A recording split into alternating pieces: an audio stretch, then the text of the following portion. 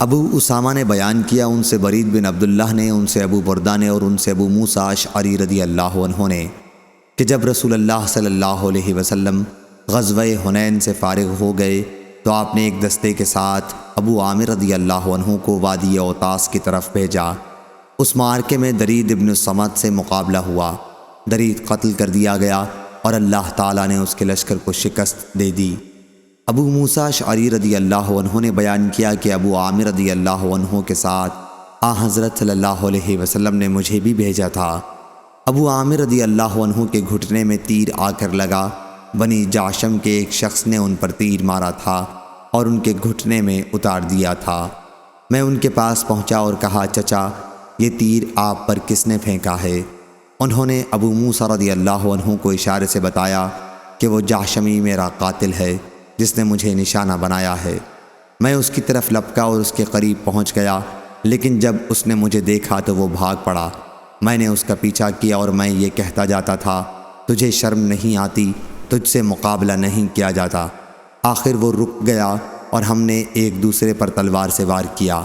میں نے اسے قتل کر دیا اور ابو عامر رضی اللہ عنہ سے جا کر کہا کہ اللہ نے آپ کے قاتل کو قتل کروا دیا۔ انہوں نے فرمایا کہ میرے گھٹنے میں سے تیر نکال لے۔ میں نے نکال دیا تو اس سے پانی جاری ہو گیا۔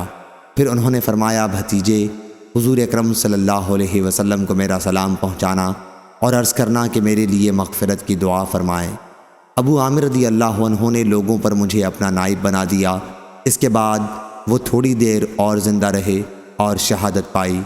میں واپس ہوا اور حضور اکرم صلی اللہ علیہ وسلم کی خدمت میں پہنچا۔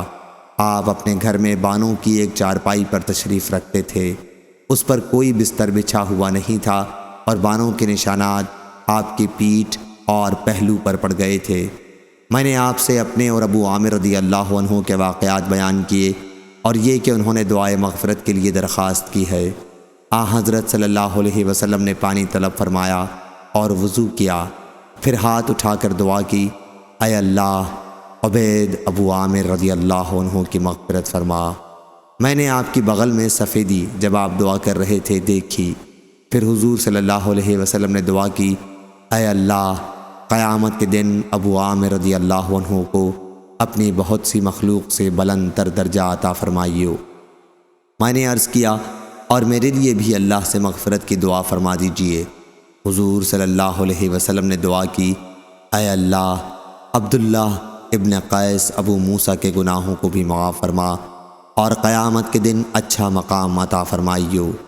اور ابو بردہ نے بیان کیا کہ ایک دعا ابو عامر رضی اللہ عنہ کے لیے تھی اور دوسری ابو موسیٰ رضی اللہ عنہ کے لیے۔